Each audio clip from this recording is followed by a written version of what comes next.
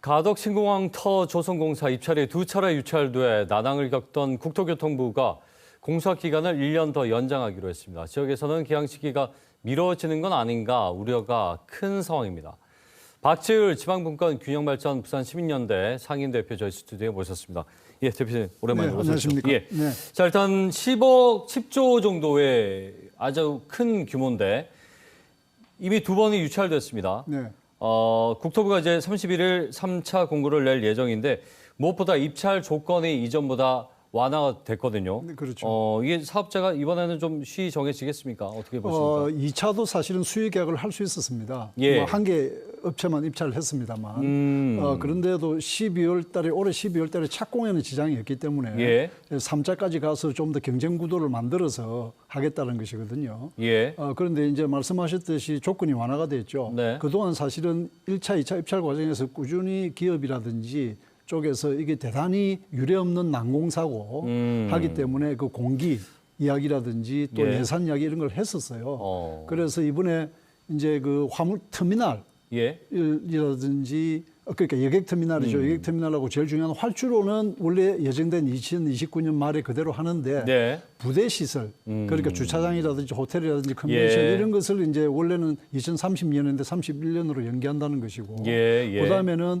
그 우리 10대 그 이 건설사 상위 건설사가 한 컨소시엄 공동도급에 2개만 참여할 수 있게 되어 있었는데 예. 그것도 이제 3개까지 가능하도록 이렇게 이제 조건이 완화된 것이죠. 그렇군요. 네. 근데 이제 착공에는 이제 문제가 없다고 말씀하셨습니다만 이 3차까지 가니까 괜시리 또 마음이 불안해진단 말이죠. 물론입니다. 네. 3차 때는 무조건 정해져서 진행을 하는 게 맞겠죠? 당연히 예. 될 거고요. 국토부에도 그거는 천명을 했고 설사 3차는 한 개 업체만 하더라도 예. 수유 계약으로도 반드시 어. 입찰을 이제 완료할 것으로 지금 보고 있습니다. 예, 지금 입찰 조건 중에서 이제 역시나 말씀하신 1년 더, 그 이제 부대 시설이라는 부분인데 계약 자체는 문제가 없는 부분으로 봐도 되겠습니까? 그러니까 이제 우리가 개항이라는 용어를 쓸 때 예. 활주로를 이제 먼저 건설한다는 거죠. 활주로하고 이제 여객 터미널 필수 시설이니까 먼저 건설해서 그걸 2029년 12월 말까지 하겠다는 것이고요. 예. 그렇게 엑스포를 개최를 우리가 전제로 했을 때 2030년 이전에 개항한다고 그 목표를 세웠는데 네네. 이것은 엑스포가 무산된 지금도 그대로 유효한 것입니다. 이번에 이제 연기가 된 것은 바로 부대 시설이죠. 네. 주차장이라든지 호텔 이런 건데 이게 이제 연기가 되면 이렇게 되면 부대 시설이 연기된다는 이야기는 결국은 본 시설, 필수 시설도 그러니까요. 사실상 공기를 맞추기 어려운 것 아니냐 하는 의구심이 제기가 충분히 될 수 있는 소지는 있습니다. 사실. 그렇죠, 그렇죠. 네. 근데 이 국토부 입장은 동쪽 부지에 말씀하신 이제 활주로와 이 여객 터미널을 짓고 네. 이제 나머지 반대쪽에 이 부대 시설을 2031년까지 짓겠다. 그렇죠. 그러면 개항이 가능하다고 해도 반쪽이지 않습니까? 근데 공항이라는 것이 사용을 해보면 알겠지만 가자마자 비행기를 타고 그런 것도 아니거든요. 그렇죠. 이 맞습니다. 부분에 대한 우려가 네. 예. 그래서 이게 개항이라고는 하지만 원래 이제 1년의 시차도 네. 그것도 불가피하게 활주로를 2030년 이전에는 2029년까지는 해야 되니까 예. 그 정도는 불가피하겠다라고 했는데 2년이 이제 길어지면서 예.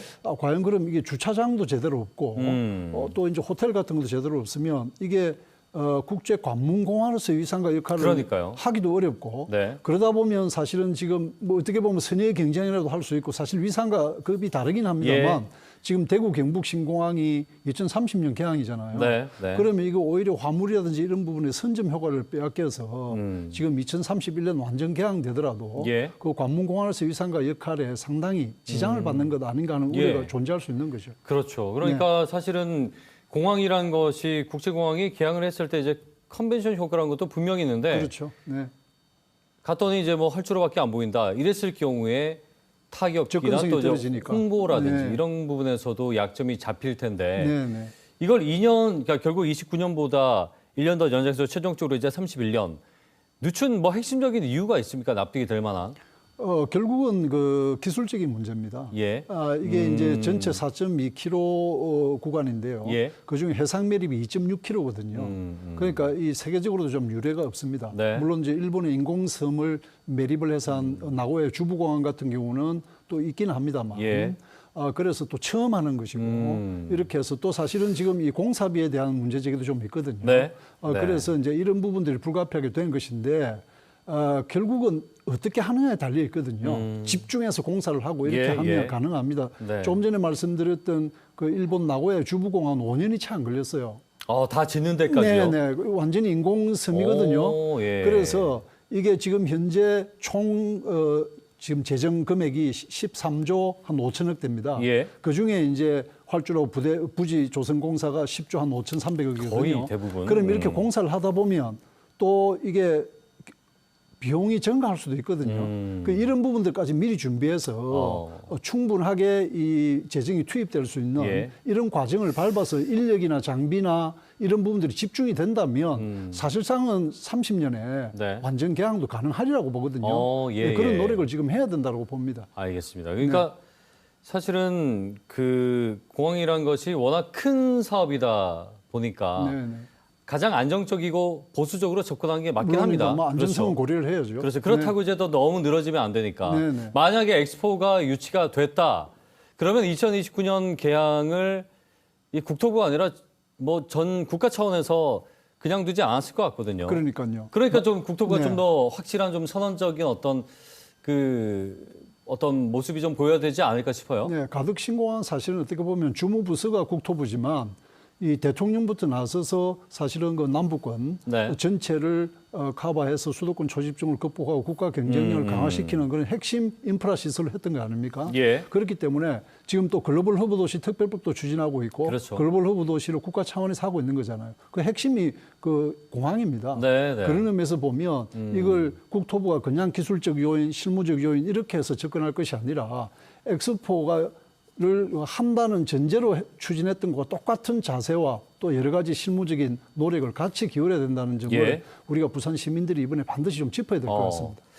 가덕 신공항 건설 자체도 중요하지만 우리가 둘러봐야 될 것이 역시나 이제 에어부산을 부산에 존치시키는 것이라는 아주 큰 과제가 하나 있고 또 한 가지는 공사 과정에서 우리 지역 업체가 최대한 많이 참여를 해야만 이 어떤 부가적인 경제 효과를 누릴 수 있는 거 아니겠습니까? 이 부분은 어떻게 보십니까? 예. 이번에 그 2차 유찰된 과정에서는 그 현대건설이 주관사였는데 지역 업체들이 부산, 경남 포함해서 14개 업체가 지분은 한 11% 정도였습니다. 그래서 그 정도 가지고는 부족한 것 아니냐. 그동안 이 지역에서 대형 공사라든지 인프라 시설을 해도 그 본사들은 거의 서울에 있기 때문에 그 이익은 거의 서울로 환류되고 있어서 오히려 그 지역 경제에 도움이 안 되지 않는다는 지적이 많았거든요. 그 오히려 수도권 집중을 더 초래하는 결과를 만들었다는 비판이 많았습니다. 따라서 가덕 신공항 그 건설 과정이 바로 균형 발전, 또 지역 경제 활성화에 도움이 돼야 된다는 차원에서는 또 이 과정에서 아주 유례없는 난도의 공사이기 때문에 고난도의 공사이기 때문에 지역 업체들이 참여함으로써 기술력을 확보하고 이름으로써 앞으로 기업 경쟁력을 더 강화하는 계기로도 삼아야 되거든요. 그런 의미에서는 최소한 한 20% 정도, 지금보다 한 2배 정도는 더 늘어야 된다라고 우리 지역사회에서 지금 주문하고 있고 이야기하고 있습니다. 그 비중을 11%에서 훨씬 더 높여야 된다는 거죠. 더 높여야 된다는 거죠. 그러면서 우리 지역의 건설업이라든지 관련제 산업들이 성장하는 겁니다. 그렇죠. 그 그렇습니다. 계기로 만들어야 된다는 그렇습니다. 거고요. 아주 미래지향적으로 봐야 되는 것이죠. 자, 일단은 무엇보다 차질 없는 개항이 가장 중요합니다. 근데 이 부분은 그냥 국토부에 해달라 얘기할 것이 아니고 우리 지역의 정치권이나 또는 그 광역지자체 또 상공계 시민단체까지도 힘을 합쳐서 뭔가 그 열망이 뜨겁게 좀 드러나야 될 것 같아요. 그렇습니다. 다 아시다시피 가덕 신공항이까지 온 것만 해도 그동안 우리 뭐 각 부산 시민 모두가 각 주체들이 얼마나 많은 노력과 공을 들였습니까? 그러니까요. 그럼에도 여전히 국제 관문공항으로서 이상과 역할을 하는데 갈 길은 아직도 멉니다. 따라서 지금 우리가 가덕 신공항이 제대로 개항하고 건설하는데 좀 더 이 시기에 처음 유치할 때 비견할 만큼 노력을 집중해야 하고요. 한편으로는 가덕 신공항의 성공적 운영은 건설만이 아니고 그것을 운영하는 거점망 공사가 있어야 됩니다. 그래서 지금 에어부산이 실종될 위기에 있지 않습니까? 따라서 그 에어부산의 분리 매각이라든지 아니면은 통합 LCC 본사를 지난 시기에 약속했듯이 통합 LCC 본사를 뭐 가덕 신공항에 유치를 한다든지 이런 부분들로 반드시 병행돼야 됩니다. 오늘 마침 그 가덕 신공항의 거점 항공사를 위한 TF 회의가 있었거든요. 시하고 상공에서 시의회 또 시민단체 저도 거기 참석을 했는데요. 이런 점을 또 강조도 했기 때문에 긍정적인 예. 물론 이제 여기에는 모두 힘을 합쳐야 된다는 건 이론의 여지가 없습니다. 네네. 그래서 이 부분은 부산 시민들께서 가덕 신공항 유치할 때의 그 열기만큼 관심만큼 알겠습니다. 같이 또 힘을 모아 주셔야 된다는 말씀을 드립니다. 너무 건설에만 매몰되면 사실 그 안에 중요한 소프트웨어를 놓치게 되지 않습니까? 네, 같이 가야 되죠. 말씀 잘 들었습니다. 고맙습니다. 네. 박지율 상임대표와 함께 얘기 나눠봤습니다.